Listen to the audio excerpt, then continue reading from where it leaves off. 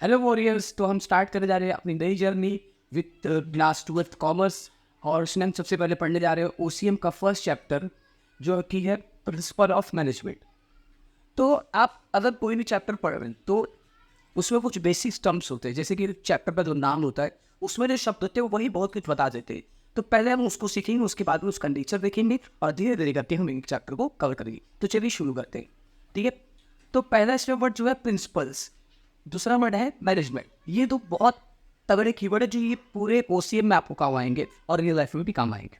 तो जानते हैं पहले कि प्रिंसिपल्स क्या होते हैं। तो principles are the fundamental truth. Principles are the fundamental truth, कुछ मूलभूत सच्चाई या कुछ मूलभूत किए हुए ऐसे एक्सपेरिमेंट्स जिनको हम कहीं भी अप्लाई कर सकते हैं और अपने काम को सफल कर सकते हैं। फिर सेकेंड वर्ड क्या है, मैनेजमेंट।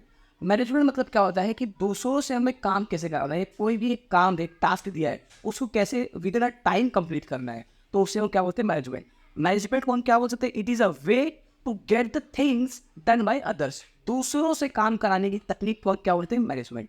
और ये दोनों साथ में हम थे प्रिंसिपल ऑफ मैनेजमेंट। तो जो आप काम करवाएंगे जिस तकनीक का इस्तेमाल की, उसकी जो बेसिस होते हैं, उसकी जो फंडामेंटल्स होते हैं वो होते हैं आपके प्रिंसिपल। ठीक है, अगर आपके प्रिंसिपल क्लियर नहीं तो आपका काम कभी हो नहीं सकता। तो चलिए देखते हैं इसका नेचर कैसा होना चाहिए। जो आप प्रिंसिपल बना रहे उसके नेचर में क्या क्या चीज़ें मैंडेटरी है, क्या क्या होने चाहिए, चलिए देखते हैं। फर्स्ट क्या है, नेचर ऑफ पीओ में सबसे पहला क्या है, यूनिवर्सल एप्लीकेशन। जो भी आप प्रिंसिपल्स बना रहे हैं आपको ध्यान में रखना है कि वो यूनिवर्सली एप्लीकेबल होना चाहिए, उसका इस्तेमाल उसका उपयोग सब लोग कर सकें और हर एक ऑर्गेनाइजेशन में हर एक एम्प्लॉय उसको इस्तेमाल कर सके अपने कंफर्ट के हिसाब से। ठीक है, तो पहला क्या है, यूनिवर्सल एप्लीकेशन। क्योंकि देखिए जब डिवीजन ऑफ वर्क होता है, जैसे कुछ टेक्निकल होता है कुछ फाइनेंशियल होता है, तो आपको हर एक बंदे को काम देना और उसके हिसाब से देना। ठीक है, सेकंड क्या है, जनरल गाइडलाइंस।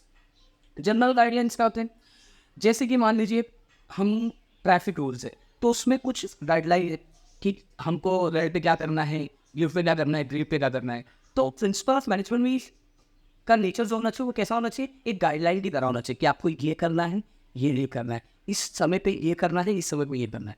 ठीक है, उसके बाद थर्ड क्या है, थर्ड है principles are form by practice and experiments. मैंने अभी बताया आपको कि प्रिंसिपल जो होते हैं पहले से किए हुए कुछ एक्सपेरिमेंट्स होते हैं, उसका रिजल्ट होता है जो कि हर जगह एप्लीकेबल होते हैं, जो कि गाइडलाइन की तरह होते हैं, जिसका इस्तेमाल करके हम अपने काम को अपने ऑर्गेनाइजेशन को एक नेक्स्ट लेवल तक ले जा सकते हैं। ठीक है, उसके बाद में फोर्थ है फ्लेक्सिबिलिटी। जो भी आपने प्रिंसिपल्स बनाए हैं वो फ्लेक्सिबल होने चाहिए। मैंने जैसे पहले ही बता दिया कि सब लोग उसको यूज़ कर सके, सब अपने कंफर्ट के हिसाब से अपने तरीके पे अपनी मशीनरी में और जो भी उनका सिस्टम है उसमें उसको यूज़ कर सके, उस प्रिंसिपल को चला सके। ठीक है, उसके बाद में आता है आपका बिहेवियरल इज नेचर। देखिए हर एक ऑर्गेनाइजेशन में हर एक का बिहेवियर अलग होगा, पर आपको प्रिंसिपल ऐसा बनाना है कि सबके लिए वो फिजिबल हो। ठीक है, चलिए नेक्स्ट देखते हैं। नेक्स्ट क्या है, cause and effect relationship. Cause and effect relationship क्या होता है कि अगर मान लीजिए कोई भी आप काम कर रहे हैं तो उसके पीछे पर्टिकुलर कारण है, तो आपका जो कॉज होना चाहिए और जो उसका इफेक्ट होना चाहिए। कॉज माने जो आप प्रिंसिपल बता रहे हैं, जो आप प्रिंसिपल बता रहे हो उसका प्रॉपर एक रीज़न होना चाहिए, ताकि ये प्रिंसिपल जब मैं अप्लाई करूँगा तो मुझे ये रिजल्ट मिलेगा। तो इसी को बोलते हैं कॉज एंड इफेक्ट रिलेशनशिप, कि मैंने ये रिपोर्ट डाला तो ये आउटपुट आए। नेक्स्ट क्या है, देखते हैं on principles are of equal importance. मतलब जो भी आपने प्रिंसिपल बनाए, मान लीजिए आपके 14 प्रिंसिपल जैसे आगे हम पढ़ेंगे एंटी फॉल के, लेकिन आपके वहाँ 4 प्रिंसिपल है। 4 प्रिंसिपल में पहले आपका क्या है, आपको टाइम से आना है, आपको लंच टाइम में एक्स्ट्रा टाइम ये लेना है, फिर आपको छुट्टी जो है पहले 4 दिन पहले बता के लेनी है, उसके बाद में आपको किसी एम्प्लॉय के साथ में मिसबिहेव भी करना है। पर मान लीजिए कोई ऐसा एम्प्लॉय है जो ये 4 में से एक ही प्रिंसिपल फॉलो करता हो, ठीक है, और एक एम्प्लॉय है जो चारों फॉलो करता हो, तो आप किसको ज़्यादा रिस्पेक्ट दे पाएंगे, जो चारों को फॉलो करता हो। लेकिन अगर आप एक वन रिस्पेक्ट देंगे तो मतलब आपने सारे प्रिंसिपल को इक्वली इंपॉर्टेंस नहीं दिया। तो आपको सारे प्रिंसिपल को क्या करना है, इक्वली इंपॉर्टेंस देना है, तभी आपके प्रिंसिपल चल पाएंगे।